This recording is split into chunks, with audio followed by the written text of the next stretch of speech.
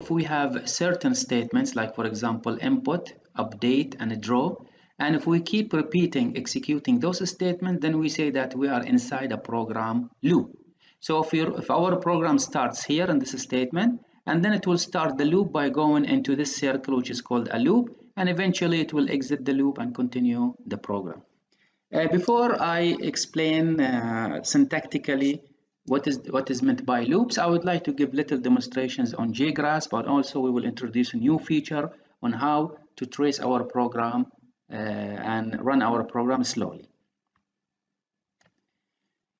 Here I have written a small program that consists of only one variable, which is integer a, and we have an if statement. It checks whether a is less than or equal to 5, and if it is true, it will go inside the if statement and will print a is equal to as a message followed by the value of a.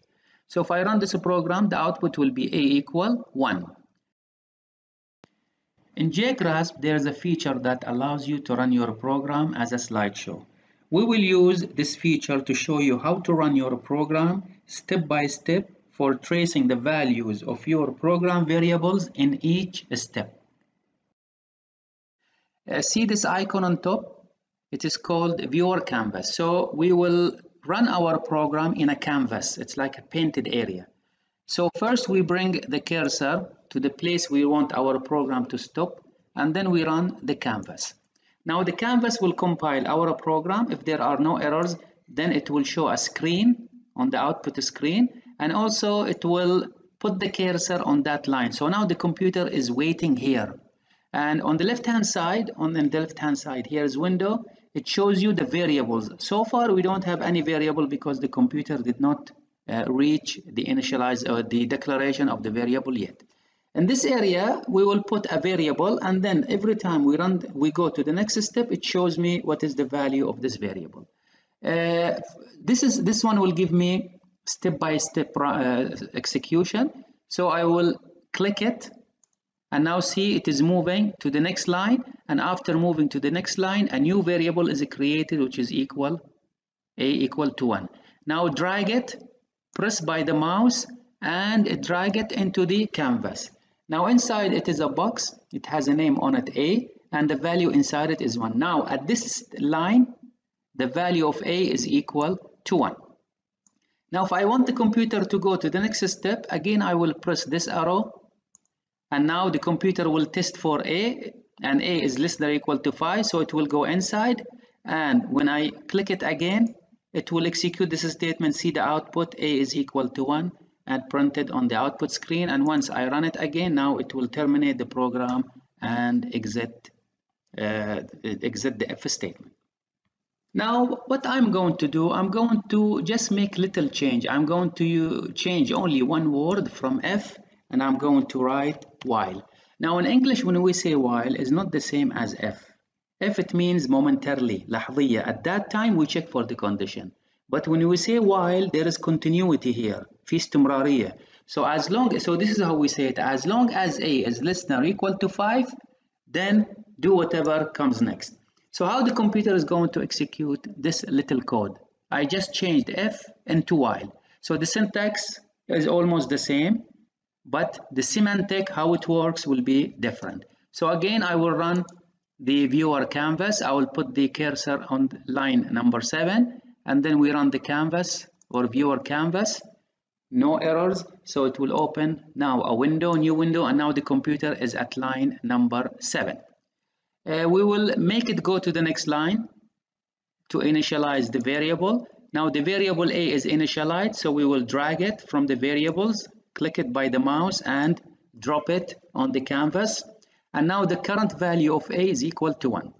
Now at line number 8, the computer will check for the condition like an if statement. And since a is equal to 1, so it is less than or equal to 5, so the condition is true. So it will go inside the while. Before we had if, so we went inside if. Now let us proceed. And now see, we went inside the while structure. And now the computer what it will do if I proceed again, step again, see, it has printed a equal to 1 because it executed this statement and did not go out from inside. We had if statement. When we finished from printing, we went outside. Now we don't go outside, we return back to the beginning. This is why we call it loop, because when we were at print, we went back to the condition again for testing. So we have like looping. And again, what is the value of A? The value of A is 1. And since 1 is less than or equal to 5, now let us step in. So the condition is true. Again, it will print. So A is equal to 1. Again, it is a printing. And again, it is going back to the condition. And it is testing A, which is equal to 1. Less than or equal to 5 is true. It will go inside.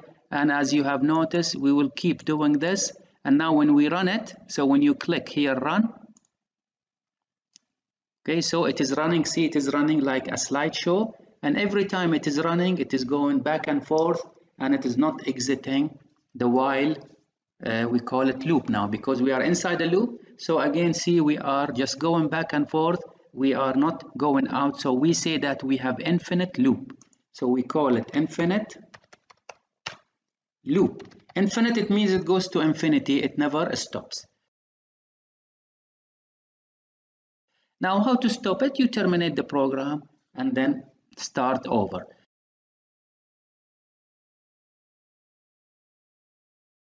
But why it's not terminating? It is not terminating because the value of A is not changing inside the loop. A is always 1, always 1. So this is why it keeps going back and forth and never go out from the loop. So now we know what is a loop. A loop, it means repeating a statement or a bunch of statements. And if the condition is true, it will start the loop and checks for the condition again. If it is false, it will go outside. But for this example, it will never go out because A is never changed. So now we will stop it. We will stop it, discard edits. So now we will stop it and we need to do little changes. So we will end run in canvas. And then we will start again. So how to make it go outside from the loop? Since we need to update the value of A inside to exit, then we need to change the value of A. Now what I will do, if you notice now that A is 1, which is less than 5. What I will do, I will increase it to go to the next one. So I will make it plus 1. So A is equal to A plus 1. That means I'm going to add 1 to A in every round inside the while loop. In this case, A will increase. First it will be 1, then it will be 2, then it will be 3, and eventually it will reach a value that is greater than 5 and it will go outside.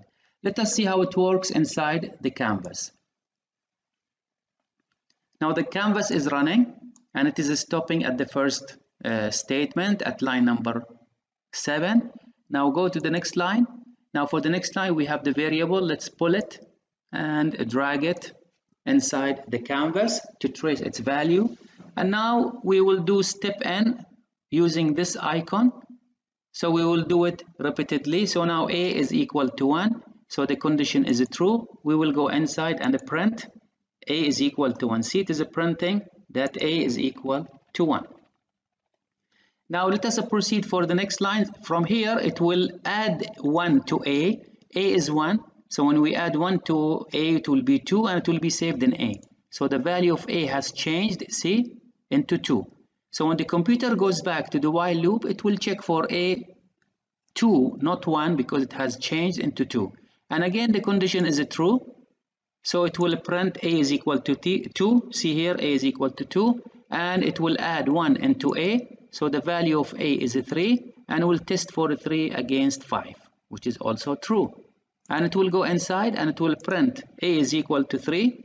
And then it will add 1 to A. So it becomes 4. And 4 is less than or equal to 5. So it will go again inside the loop. And it will print the value of A, which is equal to 4. Then it will add 1, it will become 5, and notice 5 is still equal to 5.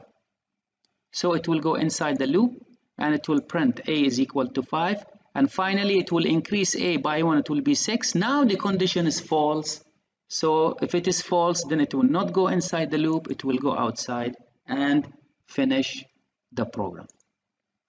So this is the meaning of a loop, and if you notice now, that the output is a equal 1. So how many times did we go inside the while loop? It was actually 5 times, not 6 times, it was 5 times. 1, 2, 3, up to 5. And each round inside while loop is called iteration. So you have to put this one in your mind, iteration, which will be explained next. What does it mean by an iteration? So what is a loop? Now a loop is a portion, juz, part of a portion of a program that repeats a statement or a group of statements. It's called a loop. The repeated statement or group of statements is called the body of the loop. So if we remember our previous example, what did we have inside the loop? We had a print and a equal a plus 1. This part is called the body of the loop, the contents of the loop. Now each repetition, كل تكرار, of the loop body is called an iteration. So you need to remember this technical word. Iteration, it means one round inside the loop. So if I ask you how many iterations do we have in this loop, you should understand what I mean by that. It means how many times did this loop go inside the loop. So to understand the loop, we need to dissect its components. نقسم مكوناته, okay? So we need to know how the loop works. I will go to JGrasp to show you the parts, and then I will come back here to talk about those parts. Here we are back. First of all, for every loop, we must have a variable that controls the loop. So we will call it loop control variable. We must have a variable to control it, and this is a must. So how to know which variable is controlling the loop? By looking at the condition of the while loop. As you notice that the condition consists of A. So this is the variable that is controlling the loop. So here I'm going to say A is a loop control variable. Next, we will just concentrate on this variable. It should do three. So for the loop, we have to do the following. First, we have to initialize this variable. We have to give it an initial value, قيمة ابتدائية. And then we have to write a condition in the loop using this variable. And then we have to update this variable inside the loop. So every loop consists of these three components. So you should know exactly what to do each of them. Initialization, initialize, you have to do it before entering the loop. And where you put the condition, beside while, and where you put update, you put update inside. Now the update is not necessarily at the end of the body of the loop. You can write it before and you can write it after, but be careful if you write it before. For example, if you write the update here,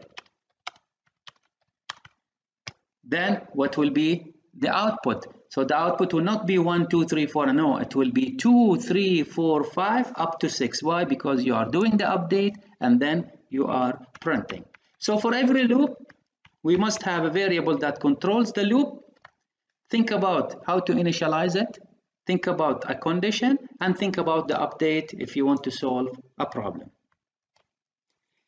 So every loop in a programming language needs the following. So it needs a controlling variable with an initial value. For example, you say integer count equal to 1. It needs a condition, and this condition, the job of the condition is to start and stop the loop. It starts at the beginning, it will check in the while loop for the condition. If it is true, it will start the loop, and then it will keep going inside. And then the same condition will be used to stop it. So this is a sample of an example, count less than or equal to 10. And don't forget that also the controlling variable needs an update. Otherwise, you will get into infinite loop. And here is an example. If the variable controlling the loop is called count, then we will add 1 inside it if we want to increment that counter by 1. So how to implement loops into Java? We have already seen how to use while loop. So this is one of the loops available in Java. In fact, there are 3. One is called while loop, the other one is called do while, the third one is called for loop. But all of them basically works the same. They need a variable to control them, initialize this variable, write the condition, and update. So let's concentrate on while loop. If you understand while loop, then you will understand the others easily. In the while loop, as you have seen, first you put the initialization of the loop variable, then you write while, you put the condition, and then you write the body inside. And don't forget, within the body, you have to update the variable controlling the loop, otherwise you will have infinite loop. From a flowchart point of view, this is the condition of the loop. So in the beginning, we initialize the variable controlling the loop, and then we will check whether to start the loop or not to start the loop. So we use the condition for starting and stopping the loop. If it starts the loop, then we will go inside the body of the loop and return back, and we keep going around, okay, in a loop fashion, so it's called a loop. Once the condition becomes false by the update, then we will go outside the loop and exit. Here is an example similar to the example we had in our introduction, but this time the update is not by 1. See, the variable controlling the loop is I. How did I know? Because I checked the condition, so it depends on I. The first value of I is 0, so the condition is true. It will go inside, it will print I 0, but notice now I will be increased by 5. So it's not increased by 1, so the next value of I will be 5, and 5 is less than or equal to 10, so it will print I equal to 5. There is no equal missing, but so the increment here of I, the update is by 5. So this is the while loop in Java. If there is no update to the condition, and we have seen this when I changed f into while without changing anything inside f, the loop did not stop. Why? Because we did not update the variable controlling the loop inside the loop.